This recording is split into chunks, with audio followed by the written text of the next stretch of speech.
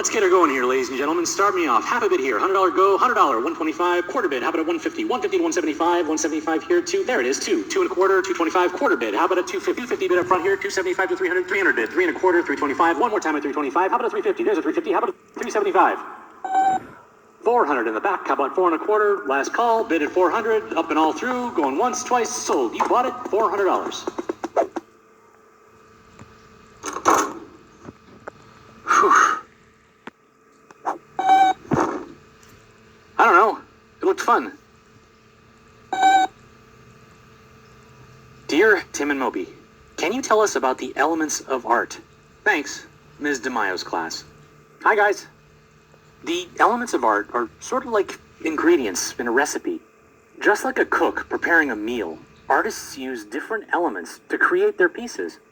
In visual art, the kind of art you appreciate with your eyes, we usually talk about 7 elements. Those are line, shape, form, color, value, space, and texture. That goes for the greats whose artwork hangs in museums, and for you when you're doodling in your notebook. Everyone's working with the same basic elements. Learning about them will help you understand how to look at art and how to express yourself as an artist too. Well, take line. Line can run in all different directions, be thick or thin, straight or curvy, smooth or rough, or even implied. Check out Japanese printmaker Katsushika Hokusai's take on Mount Fuji. The curvy lines of the clouds draw your eyes over to the mountain, and the jagged lines of snow move your gaze from the mountain's peak on down. Graphic artist Leopoldo Mendez uses lines differently in this urban construction scene. It's an etching. The design is carved into a metal plate, which is then inked and pressed onto a surface. The lines of the street and buildings are rigid and structured, whereas the lines of the natural objects, the people, sky, the water, are free-form and flowy. And the varied thicknesses and darkness of the lines creates shading and texture. Yes, that's another type of line. Okay, color. We all know what that is. This color wheel shows the relationship between, you guessed it, different colors. These are the primary colors, which can be mixed to create the other colors. And this half is the warm colors, while this half is the cool colors. In this Marc Chagall painting of a French carnival, the warm and cool colors create contrast. The pops of red and yellow against the blue night sky, while the greens and blues in the background evoke a calm, dreamy quality. Color also plays a key role in this Faith Ringgold quilt, showing a dance in her native Harlem. The primary colors and tie-dyed border give it a fun party energy. Next up is value, how light or dark a color is. Adding white to a color creates a tint, while adding black creates a shade. Dutch painter Johannes Vermeer used tinting and shading to create lighting that's almost photographic. See how realistic the sunlight looks here? That's all from mixing in different amounts of black and white paint. Check out this one by Canadian painter Matthew Wong. The different shades of blue create depth, growing darker as we move back into the distance. Value also colors the sunrise. The sky is a tint of yellow, and the sun is an even lighter tint. Dude. Yeah, texture is another element, but that doesn't mean you can reach out and touch the art with your grubby little fingers. Anyway, we think of texture as how something feels. That's tactile texture. But in art, texture is often implied, meaning it looks like it feels a certain way. You can see an extreme version in this statue by Italian sculptor Giovanni Strazza. That veil looks all soft and gauzy, but it's actually made of cold, hard marble. I know. Okay, moving on to shape.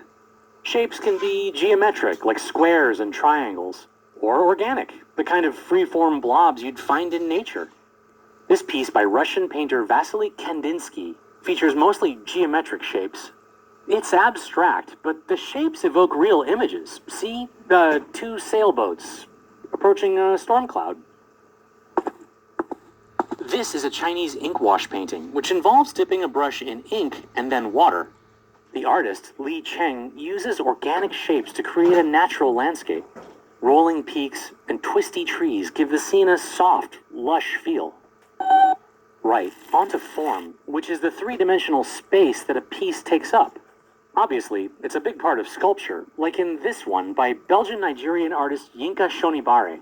The form is big and billowy. It looks like it's really getting blown around by the wind. Form can also be implied in 2D art through illusion. Like, this looks like it's a pair of sculptures, but it's a painting by Belgian painter Jan van Eyck. It's a style called trompe l'oeil, meaning fools the eye. Last but not least, the element of space, or the placement of things. It also refers to depth, how far back things go.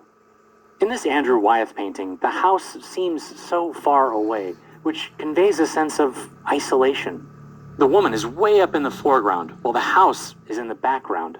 Together, they make up the positive space, the subject of the piece, while the huge open field is the negative space, the area surrounding the subject. I really love this one. Look at all the other elements it uses too. The orange and yellow colors of the field and the thin overlapping lines implying a grassy texture.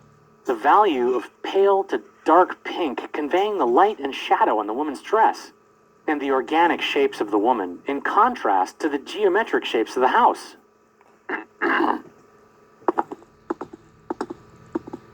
Okay, come on, let's see how much this one goes for. Here we have Christina's World, a mid-century masterpiece by American painter Andrew Wyeth. Anyway, next time you check out a piece of art, think about how the artist used the different elements and what effect it had on the final work. And when you make art, consider how you'll use the elements to convey your ideas. At $8 million, 8.25 now, at 8.25 and 8.5 million. 8.5 to you, Priscilla. And 9 million, I see 9 million. And 2 could take it at 9.5. At 9.5 million. Pausing. Last chance. 10 million, anyone? Sold for $10 million to the gentleman with the pointy hair. Congratulations. That Wyeth will look great in your drawing room. What now?